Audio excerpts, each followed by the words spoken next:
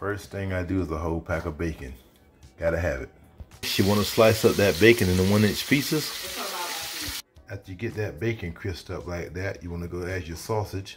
I add a whole pound of Italian hot Johnsonville is the one I like. While that sausage is browning up, usually use 1 large onion, but in this case it's small, I got 2. You want to brown that sausage, then you want to add some onion. 2 small chopped onions, but most of the time, like I said, if it's a large onion, I only use 1. Add that onion in, let it get soft while you cut your potatoes. When it comes up to my potatoes, I like to have the whole potato. I cut the potato in half, then I cut the potato in 4 quarters, and then I cut the quarter down the middle, and then I cut it in thin flakes like this here, so that way when you cook it, it cooks evenly and it cooks fast. Now when I get all my potatoes mixed in, I got 4 pounds I got sliced up.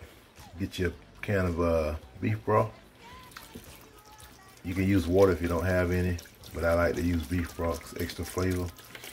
And you want to cover everything. You don't want to cover it a lot, but you want to even with it, because you're going to add some other stuff later. When you bring the potatoes to a boil and start to get soft, add you a carton of heavy cream.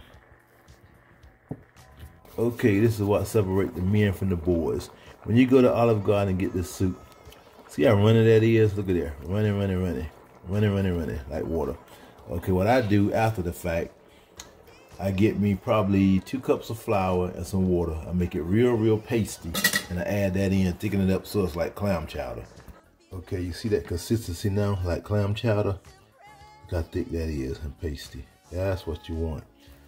You get full off this stuff fast, and it's delicious. I got 2 things to add, and that's it. Okay, right here I got a bunch of kale. You always got to throw kale in. This is the very last thing that you throw in, because you throw it in at the end, because the only thing you want to do is soften a little bit, but you still want it to have crunch. This is that bacon that I crisped up early in the beginning. The first thing, you throw it back in. You don't want to leave it in there so it'll be mushy. You get a little bite off of it also. Okay, see how pasty that flour is in there?